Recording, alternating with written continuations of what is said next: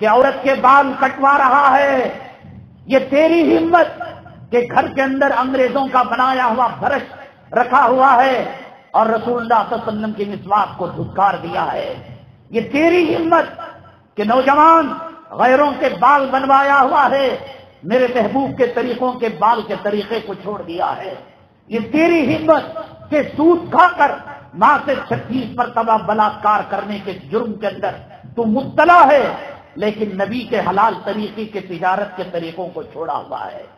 ملک الموت فرشتے ہیں، ملک الموت چاہ کر بھی گناہ نہیں کر سکتے، ملک الموت جنہوں نے انسانوں کی روح، مسلمانوں کی روح، مومنوں کی روح، اولیاء کی روح، اقطاب کی روح، ابدال کی روح، غوثوں کی روح، صحابہ کی روح، پیغمبروں کی روح کو نکالنے والے آقا کے دربار میں آئے، تھر تھر تھر تھر تھر کانپنے لگے۔ اللہ نے پوچھا اے ملک الموت، ہمارا آرڈر نہیں، ہمارا فرمان نہیں، ہمارا حکم نہیں، کیوں ڈر کانپ رہے ہو؟ کہا کہ روح نکالنے میں انسانی اور بشری اعتبار سے اگر محمد صلی اللہ علیہ وسلم کو کوئی تکلیف ہو جائے، کوئی ایذا ہو جائے، کوئی نقصان پہنچ جائے، اللہ مجھے ڈر ہے کہ کہیں جلا کر مجھے بھسم نہ کر دیا جائے، میرے وجود کو ختم نہ کر دیا جائے۔ ملک الموت ڈر رہا ہے، ملک الموت کانپ رہا ہے، ملک الموت کو خوف ہے کہ محمد صلی اللہ علیہ وسلم کی روح نکالوں تو کہیں آپ کی پریشانی مجھے تباہ برباد نہ کر دے۔ داڑھی بنانے والا گستاخ رسول ہے، آج کا بیان سننے کے بعد اگر وہ داڑھی نہیں رکھتا، اسلامی حکومت ہوتی، خلفائے راشدین کی حکومت ہوتی، خداوند قدوس کی عزت و جلالت کی قسم مسجد سے باہر نہیں نکلتا کہ اس کا سر تن سے جدا کر دیا جاتا۔ ایک بات یاد رکھو، آئی ایم سوری، کسی کو دھکا مار دیا، کسی کے کپڑے کو بیڑی کا چرکا لگا دیا، کسی کے اوپر تھوک کے ذرے پڑ گئے، یہ وہ آئی ایم سوری نہیں جو تھوک کر، گالی دے کر، دھکا لگا کر، چمرا لے کر، کپڑے گندے کر کر کہہ دینا۔ فقہا نے کتابوں میں لکھا ہے کہ جو انجانے میں، نادانی میں نبی کی شان کی گستاخی کرے گا، نبی کی سنتوں کی گستاخی کرے گا، نبی کے آداب کی گستاخی کرے گا، نبی کے طور طریقوں کی گستاخی کرے گا، کوئی بھی آدمی کل جو ہے آج گستاخی کر کر بعد میں کہے گا آئی ایم سوری، انجانے میں ہو گیا۔ فقہا نے کہا گستاخ رسول ایک ایسی سزا ہے، انجانے میں بھی کوئی کرے وہ واجب القتل ہے۔ ملک الموت تھرا گیا۔ قرآن کہتا ہے لا یعصون اللہ ما امرہم ویفعلون ما یؤمرون، وہ چاہ کر بھی گناہ نہیں کر سکتے۔ فرشتہ گناہ کر ہی نہیں سکتا، مردانہ بچہ جن ہی نہیں سکتا، مردانہ دودھ پلا ہی نہیں سکتا۔ بہت اچھا ہوا، ورنہ جورو کی غلامی میں کل یوں کہتے کہ ٹھیک ہے ہم ملاقات تو کریں گے، کل بچہ ہم جن لیں گے۔ بچے کو نیوالے کھلا رہے، روٹیاں کھلا رہے، حدیث پہنا رہے، وہ بھی کہہ دیتے کہ جیسے مردانہ رہتا ہے، عورت رہتی ہے۔ اللہ نے فرشتوں کو گناہ کا مادہ رکھا ہی نہیں، وہ تھر تھر کانپ رہا ہے۔ داڑھی مڈانا نبی کی عزت ہے، نبی کی شان میں توہین ہے۔ عقبہ بھی نبی بول، میرے آقا کے چہرے پر جو تھوکا تھا، کیا سمجھ کر تھوکا تھا؟ یہی سمجھ کر تھوکا تھا اے آقا، اے محمد ابن عبداللہ صلی اللہ علیہ وسلم، مجھے تیرا چہرہ پسند نہیں ہے۔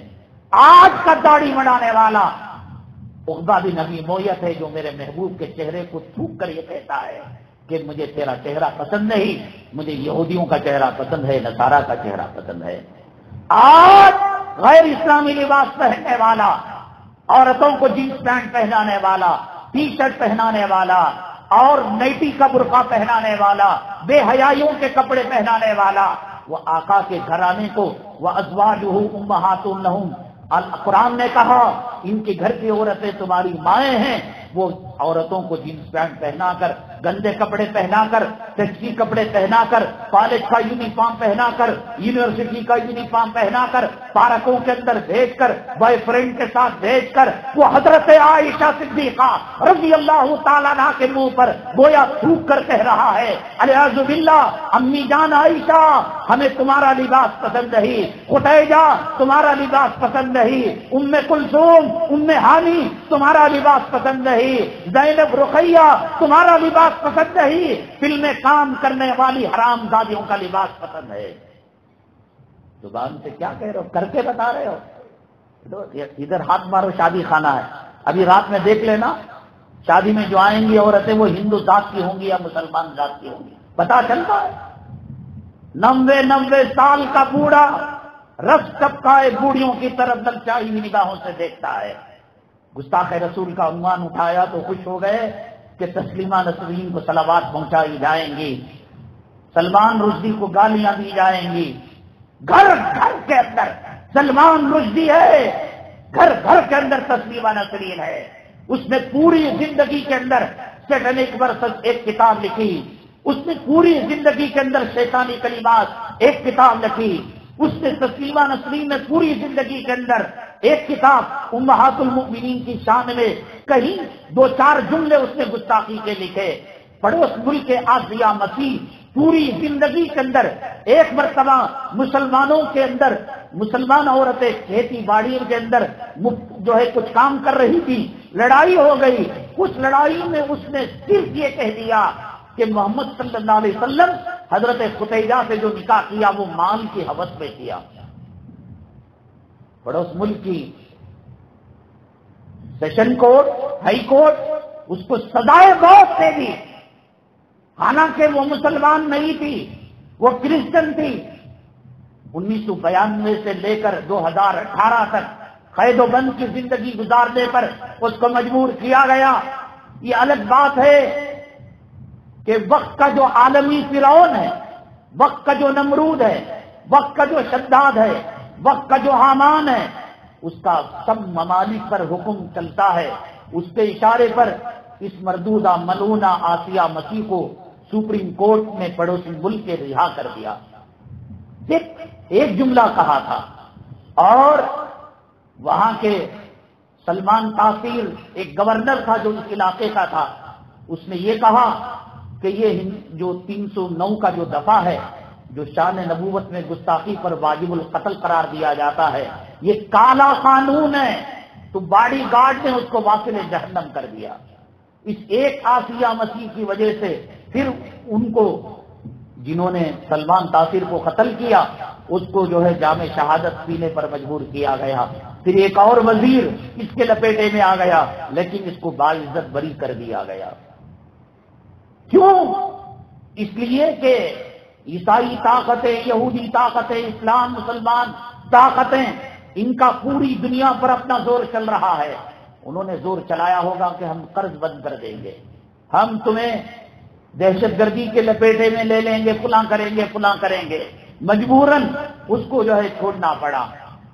ایک جملہ اس نے کہا، ایک کتاب اس نے لکھی، ایک کتاب تسلیمہ نسرین نے لکھی، صبح سے لے کر شام تک آج کا نوجوان کان میں بالی ڈالنے والا، سر کے بال ایسے جیسے پہلے عورتیں چولہے کے اندر لکڑیاں جمع کرتی تھی، لکڑی کے اوپر لکڑی، لکڑی کے اوپر لکڑی، سائڈ کی کٹنگ اور اوپر جو ہے مٹھی بھر بال، شاید اس لیے کہ قیامت کے دن اللہ تعالیٰ جہنمی فرشتوں کو کہے گا ان کے جسم گندے ناپاک، ان کے مٹھ پکڑ پکڑ کر، چوٹیاں پکڑ پکڑ کر ان کو جہنم کے اندر ڈالو۔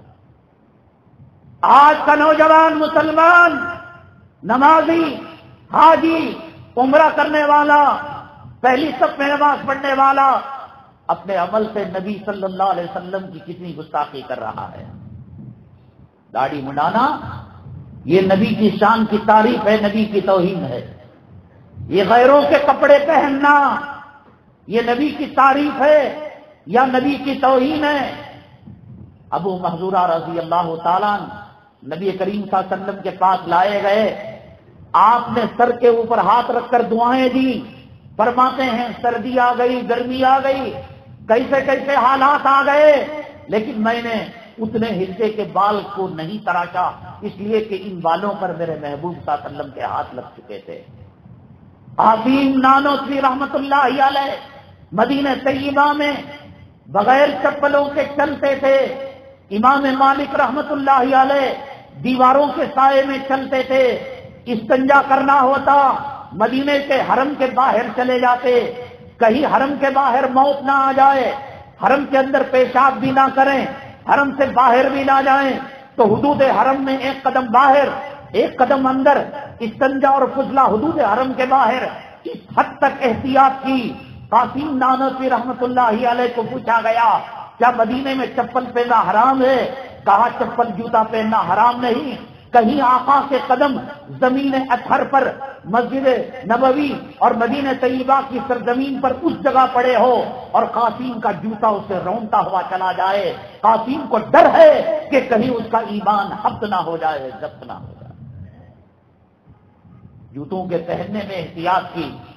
حضرت مولانا رشید احمد گنگوہی رحمت اللہ علیہ کو ایک حاجی صاحب رومال لا کر دیے، کہا کہ حاجی یہ میں حج کر کے عمرہ کر کے آیا، آنکھوں سے لگائے، رونے لگے، سینے سے لگا لیا، میرے محبوب کے شہر کا رومال ہے۔ تو مرید نے کہا، جو بڑا چالو قسم کا آدمی تھا، حضرت یہ تو میڈ ان چائنا کا ہے اور چائنا کے مال کو آنکھوں سے لگا رہے، سینے سے لگا رہے ہیں۔ حضرت مولانا رشید احمد گنگوہی رحمت اللہ علیہ نے فرمایا، اتنا تو مجھے بھی پتا ہے، مدینہ طیبہ کے اندر رومال بنانے کا کوئی کارخانہ نہیں، کہیں ہندوستان کا بنا ہوا، کہیں چائنا کا بنا ہوا، کہیں جاپان کا بنا ہوا ہے، لیکن میں نے رومال کو آنکھوں سے سینے سے نہیں لگایا، اس پر میرے آقا محمد الرسول اللہ صلی اللہ علیہ وسلم کی زمین کی خاک لگی ہوئی ہے، وہاں کی ہوا لگی ہوئی ہے، وہاں کی خوشبو لگی ہوئی ہے، ریاض الجنہ کے جھونکے لگے ہوئے ہیں، گنبد خضرا سے ٹچ کی ہوئی جو ہے ہوا لگی ہوئی ہے، میں اس کو جو ہے آنکھوں سے لگا رہا ہوں، سینے سے لگا رہا ہوں۔ گستاخ رسول کا انجام۔ محمد بن مسلمہ نے کہا، میں نے کہا کہ ملک الموت کانپ رہے ہیں۔ محمد بن مسلمہ نے کہا کہیں گستاخی ہو جائے، میں واجب القتل ہو جاؤں گا، اجازت دیجیے۔ اللہ کے نبی صلی اللہ علیہ وسلم نے یونیورسٹی دی، پرمیشن دیا کہ جاؤ، تو گئے، کعب بن اشرف سے ملاقات کی، اب اجازت لے چکے تھے، یونیورسٹی پرچہ مل چکا تھا، کہنے لگے اے اللہ، اے کعب بن اشرف، محمد صلی اللہ علیہ وسلم پر ایمان لا کر بڑا گھاٹے کا سودا ہو گیا۔ کہا کیا ہوا؟ کہنے لگا ٹھیک ہے، نماز کی بات کہتا تھا، روزے کی بات کہتا تھا، نماز پڑھ لیتے، اب تو کہہ رہا ہے کہ مال کا حصہ نکالو، ہم تو کنگال ہو گئے، ہم تو فقیر ہو گئے، اس کے پیچھے لگ کر ہماری زندگیاں تباہ برباد ہو گئی۔ ابھی اشرف نے کہا میں پہلے ہی نہیں کہتا تھا، اور تم برباد ہو جاؤ گے۔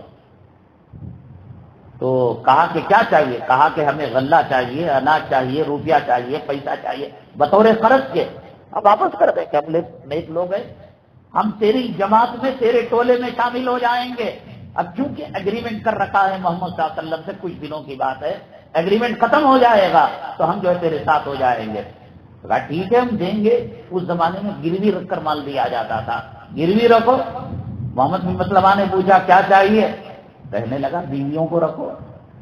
محمد بن، جو لوگ دین کے راستے میں جاتے ہیں، والذین جاہدوا فینا لنہدینہم سبلنا، کہتے میری بیوی میری بات نہیں مانتی، میرے بچے میرے بات نہیں مانتے، میرا نوکر میری بات نہیں مانتا، دل میں طلب ہو، تڑپ ہو۔ ایک محمد الیاس دل میں تڑپ رکھا تھا، طلب رکھا تھا، راتوں کو روتا تھا، امت کی فکریں کیا ہوا تھا۔ آج دنیا کا وہ مقام جہاں چراغ نہیں گیا، جہاں سڑک نہیں گئی، جہاں میٹھے پانی کا چشمہ نہیں گیا، خدا کی قسم کیا محمد الیاس کی تحریک وہاں تک نہیں پہنچی؟ کیا محمد زکریا صاحب رحمۃ اللہ علیہ کی فضائل اعمال وہاں تک نہیں پہنچی؟ لاکھوں کتابیں ہیں، لاکھوں تنظیمیں ہیں، لیکن دل میں ایک تڑپ تھی، دل میں ایک طلب تھی۔ ہمارے پاس دل میں طلب نہیں، تڑپ نہیں۔ ہم مؤذن کی طرح تنخواہ والی اذان دینا چاہتے، حی علی الصلاۃ، حی علی الفلاح، جو ذرا اچھے کپڑے پہن لے، ذرا کھانا ذرا الٹا سیدھا بنا دیا، اماں کی توہین کر دی، باپ کی توہین کر دی، دوستوں کی کتنا گرم ہوتے ہو، اتنا گرم سر سے دوپٹہ نکالنے پر کیوں نہیں ہوتے ہو؟ گندے کپڑے پہننے پر کیوں نہیں ہوتے ہو؟ ٹی وی دیکھنے پر، ناچ گانا دیکھنے پر کیوں نہیں ہوتے ہو؟ ایسی مجلس ہیں جہاں ویڈیو گرافی، ننگا ناچ، خدا کے عذاب اور خدا کے قہر کو دعوت دی جاتی ہے، اس کے لیے گفٹ لے کر دیتے ہو۔ سونے کی چین ہے، سونے کی انگوٹی ہے، چاندی کی انگوٹی ہے، 500 روپے لفافہ بند ہے، 5000 روپے لفافے ہیں، ایک جوڑا کپڑا، اور اس آگ کے اندر تیل ٹنڈا ڈال رہے ہو۔ والذین جاہدوا فی، محمد بن مسلمہ کوئی سبق پڑھ کر نہیں گئے تھے، کہا بیویوں کو گروی رکھو، اللہ نے فوراً ذہن میں بانٹا، اللہ کے راستے میں جاؤ گے، دعوت کے راستے میں، تبلیغ کے راستے میں، بے نمازی کو نمازی بنانے کے راستے میں، کسی کو حق پر لانے، بیوی کو حق پر لانے، اولاد کو راہ راست پر لانے، اللہ دل کی کھڑکیاں کھول دیتے ہیں۔ محمد بن مسلمہ کو اللہ نے فوراً دل میں بات ڈالی۔ جہاں پنا کعب بن اشرف اتنے حسین، اتنے خوبصورت، اتنے امیر، اتنے سردار، اتنے خوشبوؤں کے اندر نہائے ہوئے، ہماری بیویاں فتنے میں نہیں پڑ جائیں گی تمہارے، ہمیں چھوڑ کر تمہاری اس کو معاشقے کا شکار نہیں ہو جائیں گی، تم ہمیں ذلیل کرنا چاہتے ہو۔ مانا کہ ہم دو دانے کے محتاج بن کر آئے، اب اس کو چڑھا دیا تو کہا ٹھیک ہے اولاد کو دے دو، تو کہنے لگے محمد بن مسلمہ ہم جی پائیں گے جس کے بچے گروی جو ہے کعب بن اشرف کے دربار میں رکھے ہوئے ہو؟ پھر کل ان اولاد کو تانا دیا، ارے تیرا باپ تو 2 مٹھی غلے کے خاطر تجھے جو ہے گروی رکھ دیا، کیا عزت رہے گی؟ تو پھر کیا ہتھیار ہیں یہ، ہماری عورت سے زیادہ پیارے، ہماری اولاد سے زیادہ قیمتی کعب بن اشرف، اس کو آپ بطور گروی کے رکھ لیں۔ ٹھیک ہے رکھ لو، ابھی دے دو۔ آپ کیسی بات کرتے ہو، تم تو بڑے عقل مند آدمی ہو، اب دن کے اجالے میں سب کے سامنے دیں گے تو ہماری بے عزتی نہیں ہوگی کہ 2 مٹھی غلے کے لیے اپنی بیوی، بچے، جان و مال سے زیادہ قیمتی جو ہے وہ ہتھیار گروی رکھ رہا ہے؟ ہم رات کے اندھیرے میں 1:30 بجے 2 بجے آئیں گے اور گروی رکھیں گے۔ کہا ٹھیک ہے آ جانا۔ محمد بن مسلمہ رضی اللہ تعالی، ابو نائلہ، یہ کعب بن اشرف جو یہودی تھا، جو گستاخ رسول تھا، اس کا رضائی، ان کے رضائی بھائی تھے، ایک عورت سے یہ دونوں دودھ پیے ہوئے تھے، تو اس کا کانفیڈنس اور بڑا۔ ایک اور صحابی رات میں گئے، پلان بنا لیا، کعب بن اشرف خوشبوؤں کے اندر نہاتا تھا، بہت زبردست عرب کی قیمتی خوشبو استعمال کرتا تھا۔ محمد بن مسلمہ رضی اللہ تعالیٰ عنہ نے فرمایا میں جاؤں گا اور اس کے سر میں، وہ لوگ خوشبو زیادہ لگاتے تھے، اس کے سر کو سونگوں گا، اور جب میں کنٹرول پالوں گا، قابو پالوں گا، اشارہ کروں گا سر قلم کر دینا۔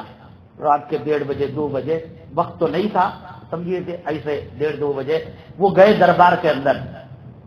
میں نے ایک عنوان رکھا تھا، اللہ دنیا میں جب کبھی کوئی حادثہ دیتے ہیں، حادثہ بغیر سگنل کے نہیں دیتے۔ موت بھی آنے سے پہلے اللہ تبارک تعالیٰ موت کے اشارے انسان کو دے دیتے ہیں۔ بیماری آنے سے پہلے دن کے اندر دل دھڑکن اس کی بڑھ جاتے ہیں، بے قراری ہو جاتی ہے، آدمی بلا وجہ کھانا نہیں کھایا جاتا، ناشتہ نہیں کھایا جاتا، چڑچڑ، دیکھا تو ایک بہت بری خبر اس کو سننے کو ملتی ہے۔ اللہ تعالیٰ کا یہ دستور ہے۔ یہ تینوں جب رات کے 1:30 2 بجے محل کے اندر گئے، ہتھیار دینے کے بہانے، بیگم نے کہا کہ ان کے کپڑوں سے مجھے خون کی بدبو آ رہی ہے، ہوشیار ہو جاؤ، تم مت جاؤ، یہ سودا مت کرو۔ ارے رے یہ لوگ شریف لوگ ہیں، ہتھیار رکھنے آئے ہیں، ابو نائلہ یہ تو میرا رضائی بھائی ہے، یہ ہو ہی نہیں سکتا، چل۔ اللہ تعالیٰ نے سگنل دے دیا، مانا نہیں تھا، مقدر میں کتے اور خنزیر کی موت مرنا تھا۔ یہ تینوں گئے، محمد بن مسلمہ نے کہا اجازت ہو حضور میں سر کی خوشبو سونگ لوں؟ تو سر کی خوشبو کو سونگا تو کہا ماشاءاللہ بہت اچھی، ایک اور مرتبہ اجازت دیجیے، ایک اور مرتبہ، کہا کہ ایک اور مرتبہ، تیسری مرتبہ دیا تو بری طریقے سے اس کو اپنے قابو میں، سر کے بال کو جب مٹھی میں لے لیا جاتا ہے انسان بے قابو ہو جاتا ہے، ایسے لیا، ایسے اشارہ کیا تو سر قلم کر دیا۔ فجر کی جب رات میں بات ہوئی تھی، عشاء کی بات، اور فجر اور تہجد میں سر لے کر حضور صلی اللہ علیہ وسلم کے قدموں کے اندر ڈال دیا۔ اللہ کے نبی صلی اللہ علیہ وسلم خوشی سے نعرہ تکبیر اللہ اکبر کا نعرہ بلند کیا اور فرمایا کہ تمہاری کامیابی کی اطلاع مجھے مل چکی تھی، تمہارے چہرے اللہ تعالیٰ کامیاب کرے۔ تو صحابہ اسے سن کر خاموش نہیں ہو گئے، اللہ آپ کے چہرے کو بھی کامیابی نصیب فرمائے، یہ دعائیں دی۔ یہ گستاخ رسول صلی اللہ علیہ وسلم کا انجام ہے۔ قرآن کے اندر، حدیث کے اندر فقہا نے جو بیان کیا۔ اب کیا ہم اپنے عمل سے جو کام کر رہے ہیں یہ نبی کی محبت ہے یا نبی کی گستاخی ہے؟ نبی کریم جناب محمد رسول اللہ صلی اللہ علیہ وسلم نے فرمایا قرۃ عینی فی الصلاۃ، نماز میرے آنکھوں کی ٹھنڈک ہے۔ اب جو نماز نہیں پڑھے گا وہ آپ کی آنکھوں کی ٹھنڈک کو چھینے گا، جو آپ کی آنکھوں کی ٹھنڈک کو چھینے گا وہ نبی کا عاشق ہے، نبی کا گستاخ ہے۔ نبی کی پگڑی کو اچھالنے والا، نبی کی ٹوپی کو اچھالنے والا، نبی کی داڑھی کو منڈانے والا، نبی کے لباس کا مذاق اڑانے والا، نبی کے گھرانے کا مذاق اڑانے والا، نبی کے کھانے کے طور، نبی نے کبھی ٹیبل پر بیٹھ کر کھایا؟ ڈائننگ ٹیبل کے بغیر گھر مکمل نہیں ہوتا۔ نبی کے طور طریقوں کا مذاق اڑانے والا نبی کا گستاخ ہے۔ اور یاد رکھو میں نے بتایا گستاخی وہ عمل ہے جو انجانے میں بھی اگر کوئی کرے تو اس کا کو اس لیے کہ فقہا نے لکھا ہے کون بھی گالی دے دے گا نبی کو اور ایم سوری کہہ دے گا نہیں بھائی میں انجانے میں دے دیا، اس کا اعتبار نہیں، وہ واجب القتل ہے۔ نبی کریم صلی اللہ علیہ وسلم کی شان میں گستاخی ہرگز ناقابل معافی عمل ہے۔ اپنے چہروں کو دیکھو، اپنے لباس کو دیکھو، اپنی عورتوں کو دیکھو، اپنے شادی بیاہ کے معاملات کو دیکھو۔ اللہ کا شکر ہے اس ملک کے اندر اللہ تبارک تعالی ہمارے بزرگان دین کی محنتوں سے، دارالعلوم کی محنتوں سے، شاہ محمد الیاس صاحب رحمۃ اللہ علیہ کی دعاؤں کی محنتوں سے، حضرت خواجہ اجمیری رحمۃ اللہ علیہ کی دعاؤں سے، حضرت نظام الدین اولیاء رحمۃ اللہ علیہ کی دعاؤں سے، حضرت فرید الدین گنشکر رحمۃ اللہ علیہ کی دعاؤں سے، حضرت طاہر کلیری رحمۃ اللہ علیہ کی دعاؤں سے، حضرت قاسم نانوتوی، حضرت مولانا حسین احمد مدنی، حضرت مولانا امداد اللہ مہاجر مکی اور حضرت تھانوی، ان بزرگان دین کی رحمتوں و برکتوں سے الحمدللہ پھر بھی اچھی حالت میں ہندوستان کے اندر مسلمان ہیں۔ امام حرم شیخ محمد صالح آل طالب کو جو گرفتار کیا گیا، آج جو صرف جو جمعہ ہوا ہے نا اسے 100 پانیوں سے دھو کر بھی جو جمعہ نکلتا ایسا بیان انہوں نے نہیں دیا۔ بیان کے جملے کیا تھے؟ بے حیائی کی ایسی مجلسیں جس کے اندر مرد اور عورتوں کا جم گٹا ہوتا ہے، اختلاط ہوتا ہے، یہ اللہ کو ناپسند ہے، یہ نبی کو ناپسند ہے۔ اور ان مجلسوں کی بے حیائی کی مجلسوں کی جانا جو انگریزی تہذیب ہے، تمدن کلچر ہے، اس کو بڑھاوا دینا ہے۔ اور انگریزی کلچر، یورپی کلچر، امریکی کلچر کے اندر سوائے بے حیائی اور بے شرمی کے کوئی کام نہیں ہے۔ اور پھر ذرا سا ایک اس کے اندر کیا سب جملے ہیں بتاؤ؟ اور ایک جملہ یہ کہا اے عیش پرستو، اے مالدارو، تمہارا یہ عمل، یعنی سنیما اڈا جو سعودی میں کھل رہا ہے، یا عورتوں کو ڈرائیونگ لائسنس دیا جا رہا ہے، یا ایسے کالجز بنائے جا رہے ہیں، یونیورسٹی جس کے اندر مرد عورت ایک ساتھ تعلیم ایجوکیشن حاصل کرتے ہیں، تو اس کے بارے میں کہا اے عیش پرستو، اے بے حیائی کی مجلسوں میں جانے والوں، تمہارا وقت عنقریب ختم ہو جائے گا، قرآنی حلقے تم پر غالب آ جائیں گے، اور اللہ اکبر کی صدائیں جہاں لگائی جا رہی ہیں وہ صدا لگانے والے کامیاب ہو جائیں گے۔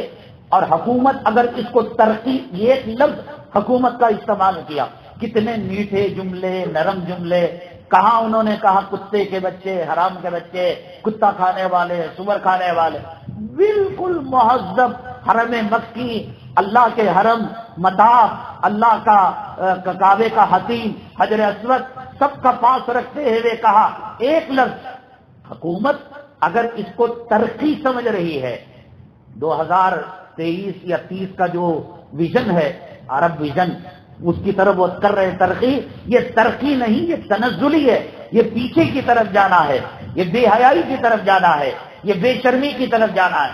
کیا اس میں برا کہا بتائیے؟ بس اتنے جملے سے امام حرم کو جمعہ کی نماز کے بعد گرفتار کر لیا گیا۔ اس وقت سے لے کر کل کی عشاء تک انہوں نے کوئی نماز نہیں پڑھائی، رہا کر دیا گیا، گھر میں بند کر دیا گیا، یا جیل کے اندر ہے، وہاں کے احوال بڑے سخت ہوا کرتے ہیں۔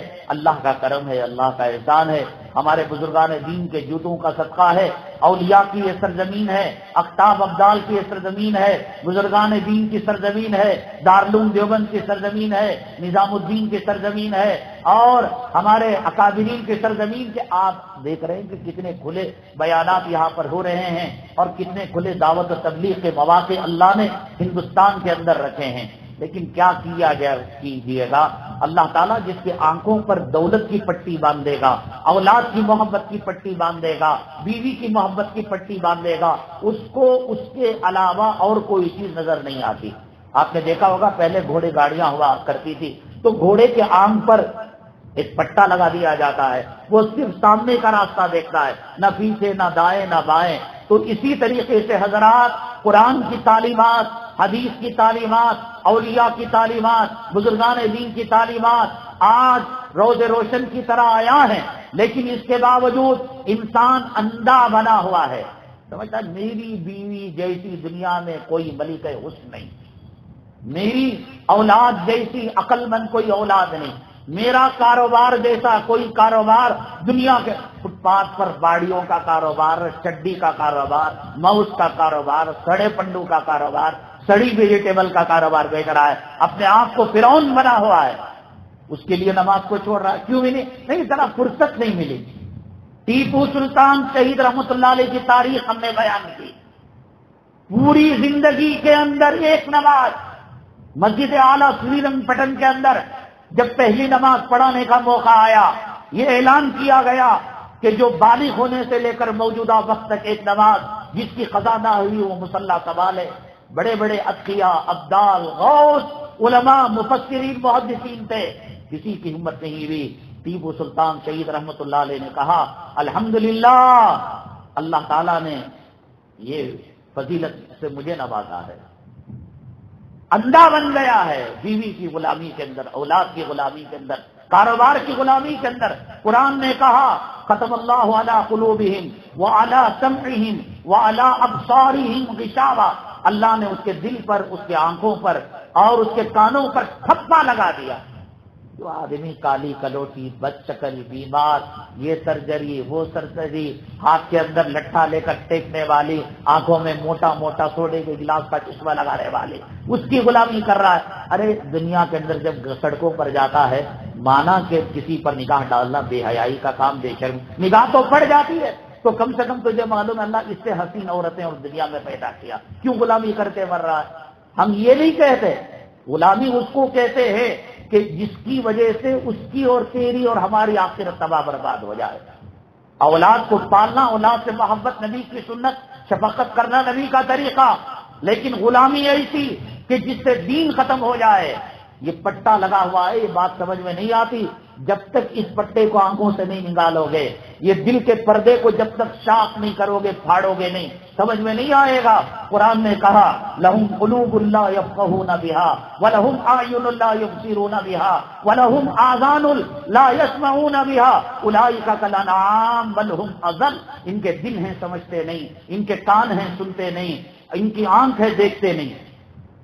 چھوٹا چمبو کا دکان، شراب کا، پرانے میلے کچلے چندیاں کا دکان رکھ لے کو فرعون بنا ہوا، میرے سے بڑا کون بھی کاروباری نہیں، بیوی کے سامنے اکڑ، اولاد کے سامنے اکڑ۔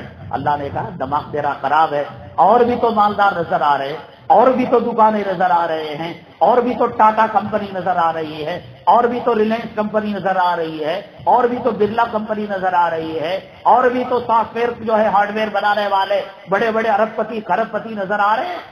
نہیں، یہ اپنے آپ کے اندر مست ہے، اپنے کنویں کا بادشاہ بنا ہوا ہے۔ اولئک کالانعام، ہم مرکزی عنوان پر ایسا چلے جاتے ہیں کہ ان عنوانوں پر کہنے کا وقت ہی نہیں ملتا، ہم مختصر کہتے ہوئے آگے بڑھ رہے ہیں۔ قرآن نے کہا یہ میرا نہیں، اولئک کالانعام، چار پیروں کے جانور کی طرح یہ لوگ ہیں۔ ہمارے بنگلور میں کتے کے کتنے پیر ہیں، گدھے کے کتنے پیر ہیں، سور کے کتنے پیر ہیں، اور قرآن نے کیا کہا اولئک کالانعام، چار پیروں کی طرح۔ نہیں صاحب، چار پیر والا خدا کا کھا کر خدا کا شکر ادا کرتا ہے۔ گھوڑے کو دانے ڈالو، رات کے 1:30 بجے 2 بجے کشمیر کی مائنس ڈگری سردی کے اندر گھوڑے سے کہو چل میدان جنگ میں جانا ہے، چل مقابلے کے لیے جانا ہے، چل جہاد کے لیے جانا ہے، گھوڑا نہیں کہے گا میری دودھ پیتی بچی ہے، میرے اندر پیٹ کا درد ہے، نیچے کے پیٹ میں درد ہے، اوپر کے پیٹ میں درد ہے، گڑگے کا جو ہے ملی ختم ہو چکا ہے، آنکھوں کی بصارت ختم ہو چکی ہے، والعادیات ضبحا فالموریات قدحا فالمغیرات صبحا فاثرن به نقا فوسطن به جمعا ان الانسان لربه لکنود۔ اے انسان، وہ گھوڑا جس کو ایک مٹھی تو نے چارہ ڈالا، اس کی جو ہے ایڑ لگانے کی قسم، اور ایڑ لگا کر جو چنگاری آتی ہے اس کی قسم، وہ جانور بہتر ہے۔ ان الانسان لربه لکنود، نبی کو مان کر نبی کی داڑھی مڈا کر پیشاب کی نالی میں ڈالتا ہے، نبی کی عورتوں کو مان کر نبی کی عورتوں کے کپڑے اتار کر بازاری عورتوں کے کپڑے پہناتا ہے۔ اولئک کالانعام، وہ چوپایوں کی طرح ہے۔ نہیں صاحب، کتا ایک ہڈی ایک مرتبہ بھول سے ڈال دو، پوری زندگی خدا کی قسم وہ ہڈی ڈالنے والے کی وفاداری کرے گا، اس کے گھر کی چوکیداری کرے گا۔ آگ لگے گی، حادثہ ہوگا، اپنی جان جوخم میں ڈال کر مالک کی جان بچائے گا۔ ان الانسان لربه لکنود، خدا کا کھا کر، خدا کا پی کر، خدا کی زمین میں رہ کر، ماں کے پیٹ سے آئے تھے، چیک لے کر آئے تھے، ڈپازٹ لے کر آئے تھے، سونا لے کر آئے تھے، چاندی لے کر آئے تھے، تاج محل لے کر آئے تھے، وائٹ ہاؤس لے کر آئے تھے، لال قلعہ آئے تھے، آنکھوں کو دکھتا نہیں تھا، منہ سے بولتے نہیں تھے، پیروں سے چلتے نہیں تھے، ہاتھوں سے پکڑتے نہیں تھے، اپنا پیشاب اپنا پاخانہ ہاتھ مار کر اسے چاٹنے کی کوشش کیا کرتے تھے۔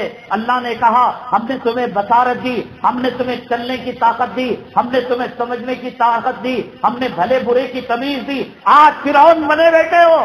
اولئک کالانعام بل هم اضل، اللہ نے کہا یہ چوپائے نہیں، چوپائے سے گئے گزرے لوگ ہیں، مان جاؤ ورنہ چوپایوں سے بدتر ہو جاؤ گے۔ انسان بنتا ہے فرشتوں سے اچھا بن جاتا ہے، لقد خلقنا الانسان فی احسن تقویم، اور گرتا ہے خنزیر کتا اور اس کے پاخانے کے اندر جو کیڑے ہیں ان سے بھی گیا گزرا ہوتا ہے۔ نبی کا گستاخ، سنتوں کو چھوڑنے والا، شریعت کے راستے کو چھوڑنے والا، بے نمازی، انگریزی تہذیب کا دل دادا، غیروں کے طور طریقے اپنانے والا، برتھ ڈے منانے والا، اینیورسری منانے والا، شادی کو غیر شرعی طریقوں سے منانے والا، اور گھروں کو انگریزی تہذیب و تحفظ کے اندر ڈھالنے والا، عورتوں کو بے حیائی کے کپڑے پہنانے والا، اولئک کالانعام بل هم اضل، یہ جانوروں سے، کتوں سے، خنزیروں سے، ان کے پاخانے کے جراثیم سے گئے گزرے۔ یہ دارالعلوم کے مفتی مظاہر ندوہ کے مفتی نے نہیں کہا۔ اللہ تعالیٰ کی حکمت ہے، اللہ جسے چاہتا ہے ایمان دیتا ہے، ہدایت دیتا ہے، داڑھی دیتا ہے، اللہ تعالیٰ امیر بناتا ہے، غریب بناتا ہے۔ حضرت موسیٰ علیہ السلام کے زمانے میں اس نے کہا کہ مجھے جانوروں کی بولی سکھا دیجیے۔ موسیٰ علیہ السلام اللہ تعالیٰ سے کہا، اللہ تعالیٰ نے کہا جو جس حالت میں ٹھیک ہے، مجھے کنڑ نہیں آتی، تمل نہیں آتی، یہ اللہ کی مصلحت، کنڑ آتی کتنے پولیس والوں سے الجھتا، کتنے افسروں سے الجھتا، کتنوں کو کیا معاملہ کرتا، وہ جذبات جو یہاں ہو رہے ہیں وہاں ہوتے، کیا خدا جائے، یہ اللہ کی مصلحت ہے، مانا نہیں۔ آخر درجے میں اللہ نے کہا ٹھیک ہے، ہم اس کے گھر کے جانوروں کی بولی دے دیتے ہیں۔ جانوروں کی بولی اس کو سمجھ میں آ گئی، لینگویج سمجھ میں آ گئی۔ دسترخوان کھانے کے بعد جب روٹی کے ٹکڑے تھے، ہڈی کے ٹکڑے تھے، گوشت کے ٹکڑے تھے، اس نے جو ہے سمیٹ کر صحن میں ڈالا، تو مرغا مرغی وہ کھانے کے لیے آتے ہیں تو کھانے کے لیے آئے، تو کتے نے مرغے سے کہا، اب اس کو زبان آ گئی، مرغے نے کتے سے کہا، کتے نے مرغے سے کہا بھائی بہت دنوں سے بھوکا ہوں، دسترخوان تو کئی مرتبہ لگ جاتا ہے، صبح میں جو ہے دوپہر میں، شام میں کوئی مہمان آئے تو بعد میں کھا لینا۔ مرغے نے بھی کہا میں بھی کئی دن سے بھوکا ہوں، میرا بھی پیٹ خالی ہے، کل جو ہے خچر مرنے والا ہے، اور خچر مرے گا تو اس کا گوشت جو ہے کیا ہوگا، تم جو ہے کھا لینا، کتا جو ہے خچر کا گوشت کھا لیتا ہے۔ تو یہ مالک نے جب زبان سنی، کتے کی اور مرغی کی آپسی گفتگو سنی، اچھا کل خچر مرنے والا ہے، بازار میں جا کر جو ہے خچر کو بیچ دیا اور اچھے بھاؤ کے اندر بیچ دیا، تو خچر کے نقصان سے وہ بچ گیا۔ تو پھر دوسرے دن دسترخوان جو ہے پھینکا جانے لگا، تو پھر کتے نے کہا تم ایک نمبر کے جھوٹے ہو یار، فراڈ آدمی ہو، کہ تم نے کہا خچر مرے گا، خچر کا نام و نشان نہیں، کوئی مرا بھی نہیں، کوئی جیا بھی نہیں، مرا وہ لیکن دوسری جگہ مرا، مالک نے ہماری زبان کو سمجھ لیا اور اس کو کم قیمت میں جا کر یا بڑی قیمت میں جا کر جو بھی ہو دیکھ کر وہ نقصان سے بچ گیا۔ لیکن کل جو ہے اونٹ جو ہے مرنے والا ہے۔ کل کا مطلب ایک 8 دن بعد، 10 دن بعد، 15 دن بعد، 1 مہینہ بعد، جو بھی، یعنی کہ روز ایک آدمی مر رہا۔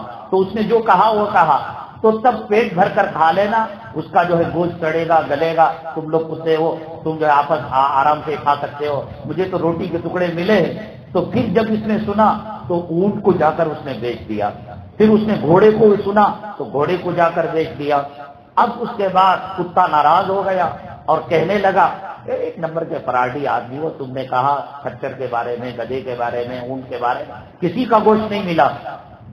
تو اب مرغے نے کہا مالک کا انتقال ہونے والا ہے، اور مالک کا جب انتقال ہوگا تو گائیاں کٹیں گی اور دعوت ہوگی چہلم شریف کی، زیارت کی، اور اس کے اندر جو ہڈیاں پھینکی جائیں گی تو خوب مزہ لینا۔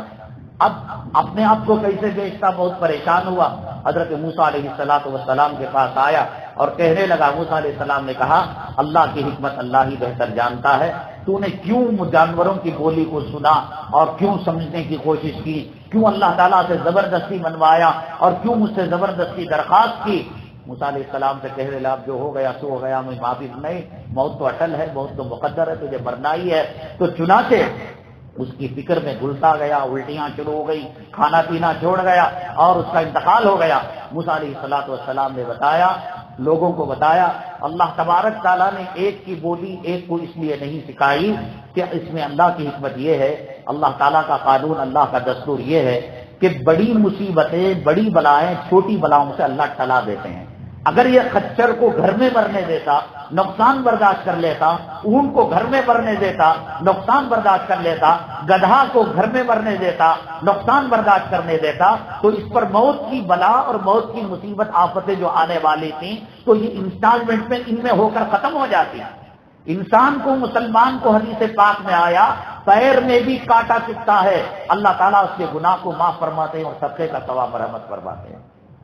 تو مصیبتیں، بلائیں جو آئے مانگنا نہیں چاہیے، آتی ہیں تو یہ بڑی مصیبت کو ٹلانے کے لیے انسان صبر سے کام لے، انسان صدقہ کرے، انسان خیرات کرے، باغی نہ بنے، دشمن نہ بنے۔ یہی اس واقعے سے ہمیں سبق ملتا ہے۔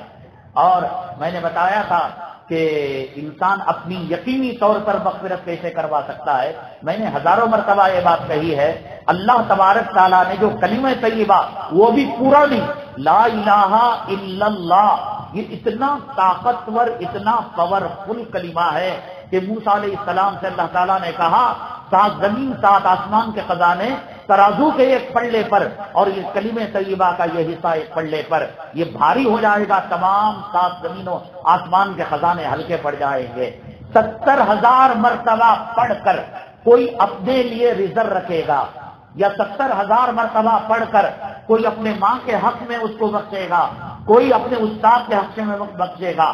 یہ شیخ الحدیث مولانا زکریا صاحب، دیکھو بھائی، عمل بڑا سا بڑا قبول کرنا اور ریجیکٹ کرنا، ہمارے ایمان ہی کو ریجیکٹ۔ حضرت شیخ الہند رحمت اللہ علیہ کو جب پھانسی کی سزا دے دی گئی، زارو قطار رونے لگے۔ حضرت مولانا حسین احمد مدنی نور اللہ مرقدہ فرمانے لگے، حضرت دن رات جیل میں شہادت مانگا کرتے تھے، اللہ کے راستے کی موت مانگا کرتے تھے، بڑی بڑی قربانیوں کو خندہ پیشانی سے آپ نے سامنا کر لیا، اور ایک پھانسی کے پھندے سے ڈر گئے۔ حضرت شیخ الہند رحمت اللہ علیہ نے فرمایا، ایسے 100 پھانسی کے پھندوں پر میری جان قربان، اللہ کے لیے قربان، نبی کی حرمت پر قربان، قرآن کے لیے قربان۔ حضرت مدنی نور اللہ مرقدہ نے پوچھا، رو کیوں رہے ہو حضرت؟ تو حضرت نے فرمایا، سب کچھ کر کر بھی اللہ اگر رد کر دے، ریجیکٹ کر دے تو میں کہیں کا نہیں رہوں گا۔ ڈرتے تھے۔ تو قبول کرنا نہ کرنا اللہ کی ذات سے ایک شان رحیمی سے امید ہے۔ اللہ حج کو بھی رد کر سکتے ہیں، 70,000 کلمے کو بھی رد کر سکتے ہیں، لیکن آدمی یقین کے ساتھ، اخلاص کے ساتھ، دل کی گہرائیوں کے ساتھ، محبت کے ساتھ، خشوع و خضوع کے ساتھ پڑھے گا۔ حضرت شیخ الحدیث مولانا زکریا صاحب نور اللہ مرقدہ نے اپنی کتاب کے اندر واقعہ لکھا ہے، حضرت کے ایک بزرگ کے زمانے میں ایک لڑکا تھا جو کہتا تھا کہ میں صاحب کشف ہوں، یعنی مردوں کے احوال کا اسے پتہ چل جاتا ہے، میں سامنے گیا میرے بارے میں پتہ چل جاتا ہے، آپ گئے، اس کو صاحب کشف کہتے ہیں، وہ صاحب کشف ہونے کا دعویٰ کرتا تھا۔ ایک مرتبہ ایک بزرگ کے یہاں دعوت ہوئی، وہ اللہ والے فرماتے ہیں میں بھی اس بزرگ کے یہاں گیا، وہ صاحب کشف بچہ بھی اس بزرگ کے یہاں آیا، کھانا کھانے کے بجائے زارو قطار رو رہا ہے، اور اتنا رو رہا ہے کہ ہچکیاں بند ہو گئی۔ یہ بزرگ فرماتے ہیں، تو میں نے پوچھا بیٹے کیوں رو رہے ہو، کھانا کیوں نہیں کھاتے، روٹی کیوں نہیں کھاتے؟ کہنے لگا میں کیا کہوں، میری ماں کو میں نے جہنم کے اندر، آگ کے اندر انگاروں میں سلگتے ہوئے، بھڑکتے ہوئے، چیخے مارتے ہوئے دیکھا۔ بزرگ فرمانے لگے دو چیزوں کا امتحان آج ہو جائے گا، ایک اس بات کا امتحان ہو جائے گا یہ صاحب کشف ہے یا نہیں ہے، اور دوسرا امتحان یہ ہو جائے گا کہ 70,000 کلمہ طیبہ کا جو وظیفہ مغفرت کے لیے پڑھا جاتا ہے یہ برحق ہے یا غلط ہے۔ تو فوراً کہتے ہیں میرے اللہ کو معلوم، مجھے معلوم، میرے کرامن کاتبین، اس کے علاوہ کسی کو معلوم نہیں۔ میں نے دل میں اللہ سے دعا کی، اللہ میں نے 70,000 مرتبہ کلمہ طیبہ کا جو وظیفہ پڑھ رکھا ہے، اللہ میرے محبوب جناب محمد رسول اللہ صلی اللہ علیہ وسلم کے جوتوں کے صدقے میں یہ جو بچہ رو رہا ہے اس کی ماں کو یہ ثواب پہنچا دے۔ کہتے ہیں کہ اس میرے اللہ کے علاوہ، کرامن کاتبین کے علاوہ کسی کو پتا نہیں تھا۔ یہ میں جیسے ہی جملے کہہ کر دعا کے لیے ہاتھ ختم کیے اور چہرے پر ہاتھ پھیرے، بچہ کھلکھلا کر ہنسنے لگا۔ میں نے پوچھا بیٹے کیا ہوا؟ نہیں اللہ تبارک تعالیٰ خدا جانے کیا ہوا، وہ جہنم سے نکل گئی اور جنت کی سیر کر رہی ہے۔ یہ 70,000 کلمہ طیبہ آپ اپنے دکان میں، مکان میں، ایک مجلس میں پڑھنا ضروری نہیں، اذان ہونے کے بعد آ گئے 500 مرتبہ فجر میں پڑھ لیے، 500 مرتبہ ظہر میں پڑھ لیے۔ دیکھو کل کوئی اولاد، کوئی ماں باپ، کوئی دولت، کوئی روپیہ، کوئی پیسہ آنے کا نہیں، ہاتھ جوڑ کر میرا امامہ تمہارے قدموں پر رکھ کر میری درخواست ہے کم سے کم اپنے لیے ایک مرتبہ 70,000 مرتبہ کلمہ طیبہ 100-200 میں، اس کے بعد محمد رسول اللہ پڑھ لو صلی اللہ علیہ وسلم، لیکن کلمہ طیبہ 70,000 اپنے لیے، اپنی ماں کے لیے، اپنے باپ کے لیے اور ہمارے اساتذہ مشائخ کے لیے ضرور کر لیا کرو۔ یہ بیکار کے گانے سے، فلمیں دیکھنے سے، واٹس ایپ کے اندر اپنی زندگی برباد کرنے سے کیا ملتا ہے؟ دکان میں گاہک نہیں آیا، اب جو ہے آپ کے موبائل کے اندر بھی تسبیح ہے، اس کو ٹک ٹک ماریے وہ چلتی جائے گی، وہ الیکٹرانک تسبیح ہے، آپ 70,000 کا کوٹا مکمل فرمائے۔ اور اسی طریقے سے میں نے ایک سوال رکھا تھا، وہ سوال یہ تھا کہ بادشاہ نے وزیر سے کہا کہ آدھی سلطنت ملے گی بشرطے کے 3 سوالوں کا تم جواب دو۔ اس میں سے پہلا سوال یہ تھا انسان کی زندگی کی یقینی چیز کیا ہے اور انسان کی کمزوری کیا ہے، اور پھر اس کے بعد یہ کہا کہ انسان کی طاقتور چیز کیا ہے، کمزوری کیا ہے، طاقتور کیا ہے، اور پھر اس کی مجبوری کیا ہے۔ اس قسم کے 3 سوالات ہیں۔ 29 دن گزر گئے وزیر کے، کئی حکماء نے اس کا سوال سامنے رکھا اور عاجز ہو گئے جواب دینے سے۔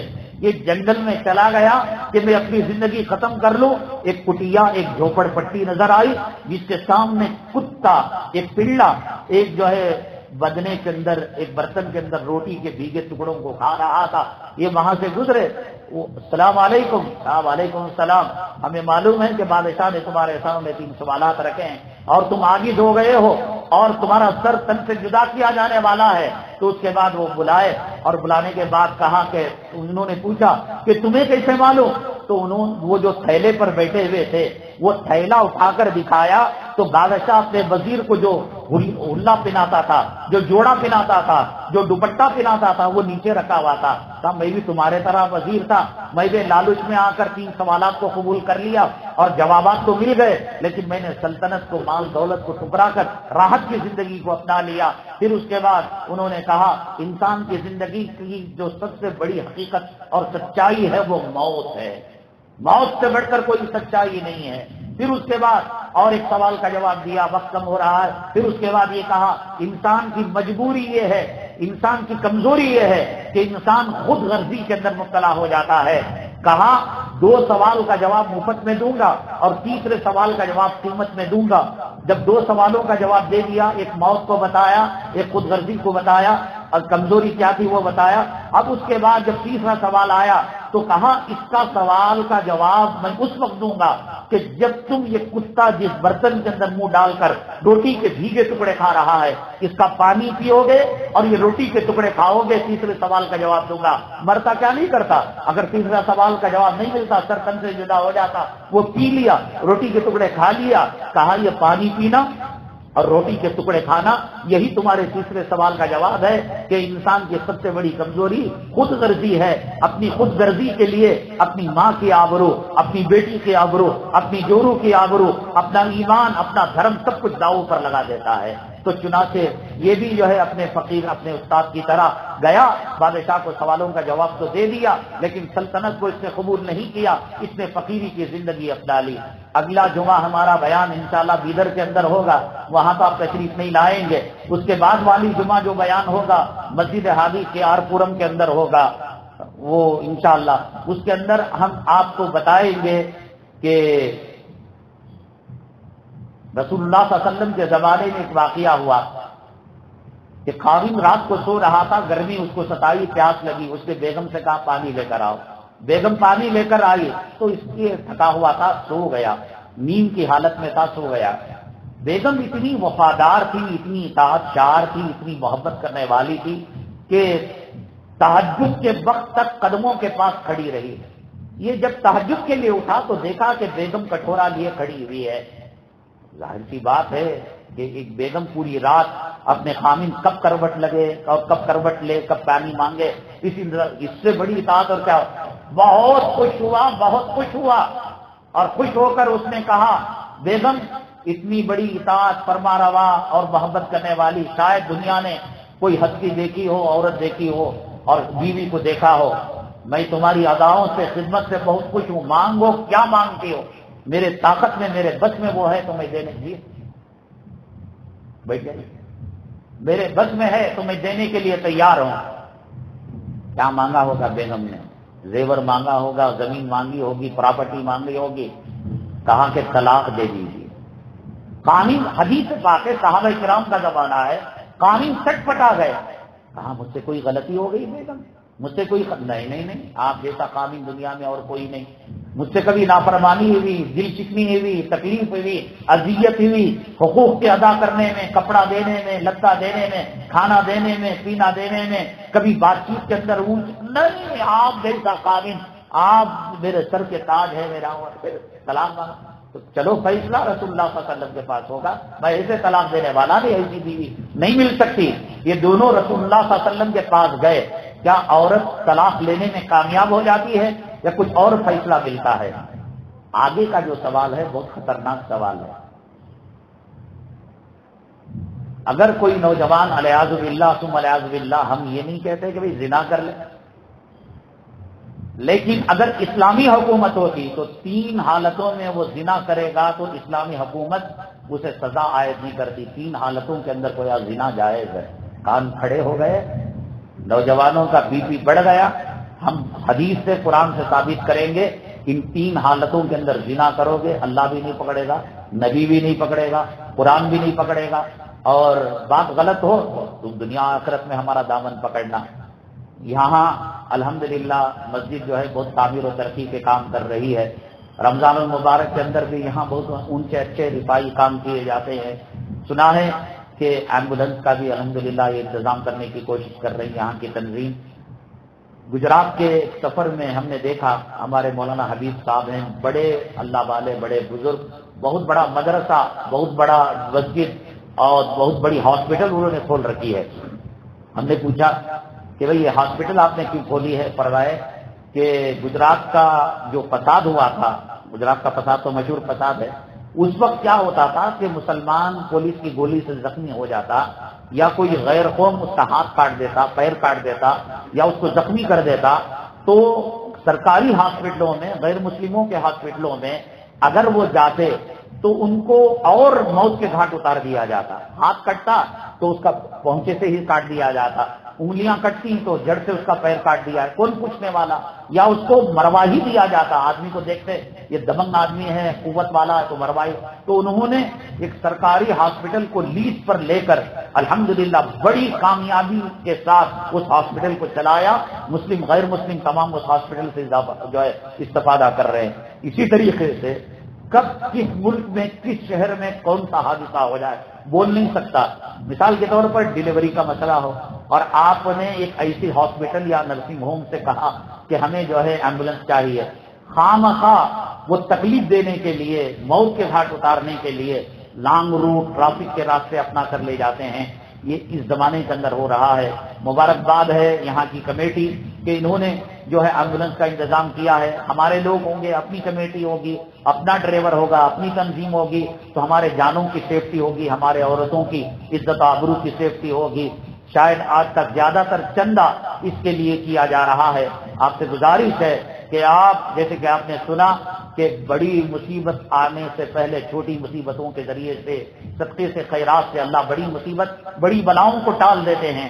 آپ اپنی زندگی کی بڑی بلا اور بڑی مصیبت بڑے حادثے کو ٹلانا چاہتے ہیں تو زیادہ سے زیادہ اتنی امداد کرے کہ آج کے چندے سے ایمبولینس خریدی جائے اور مسجد کے جو دیگر ضروریات ہیں اللہ تبارک تعالیٰ اسے پورے فرما دے.